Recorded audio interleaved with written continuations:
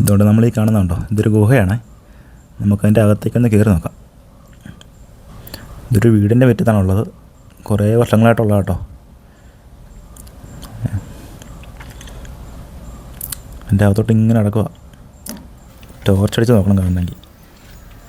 പറകാലൊക്കെ കാണാൻ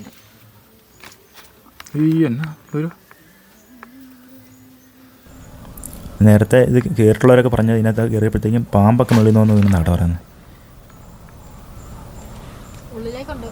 റിസ്ക് ആണ്, ചിലപ്പോൾ മണ്ണൊക്കെ ഇടിഞ്ഞു വീഴാൻ സാധ്യതയുണ്ട്.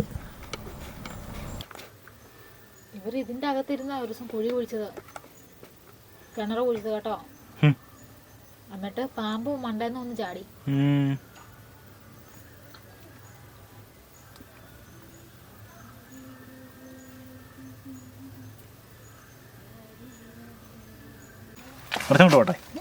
കേറണ്ട, അവിടെ വരെ മണ്ണിടിച്ചിട്ടുണ്ടേ.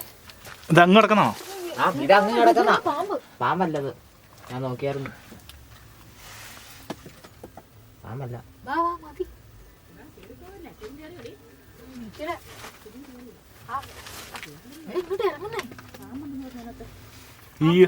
അങ്ങോട്ട് പോലെ അങ്ങോട്ട് നല്ല ഉണ്ട്, അങ്ങോട്ട് നല്ല വിസ്താരവാ. ഇറങ്ങി അങ്ങോട്ട്. നമ്മൾക്ക് ചെറുപ്പത്തിൽ ഇതിന്റെ അകത്തിരുന്ന് ഇത് കിണർ കുത്തിയത്, എന്നിട്ട് മണ്ടേന്ന് പാമ്പ് ചാടി. നോക്കി ഇറങ്ങണേ, സൈഡിലൊക്കെ പാമ്പ് ഇരിക്കുവേ. ഇതെന്നെ പണ്ട് മുനിമാര് താമസിച്ച സ്ഥലമാണ് എനിക്ക് തോന്നുന്നത്. ഇത് നല്ല കൊത്തി വെച്ചല്ലേ ഇത്. അല്ലേടി അല്ലല്ല, പണ്ടൊക്കെ ഇങ്ങനെ താമസിക്കുന്നല്ലേ പറയുന്ന ആൾക്കാരെ, ഇത് പണ്ട് തൊട്ടേ ഉള്ള ഗുഹയാണ്. മുനിയാറെയൊക്കെ. ഇത് വെട്ടുകല്ലല്ലേ? ഇത് എന്നെ ഇത് കൊത്തി വെച്ച പോലെ ഇത് വെട്ടുകല്ല് പോലെ ഇരിക്കുന്നു. കണ്ട പറകാലി ഇരിക്കുന്നു കുഞ്ഞ്. ഇത് ആ വലുതുണ്ട് ഇതിനകത്ത് പൊണ്ണെ. നമ്മളിതാ പുറത്തേക്ക് ഇറങ്ങണേ. അപ്പോൾ ഇതാണ് ഇവിടുത്തെ കാഴ്ച. അപ്പോൾ ഇതിനെക്കുറിച്ചുള്ള കൂടുതൽ വിവരങ്ങൾ പിന്നീട് വീഡിയോ ചെയ്യാം കേട്ടോ. ഇതുകൊണ്ട് ഇതിൻ്റെ തൊട്ടടുത്തൊരു കിണറുണ്ട്.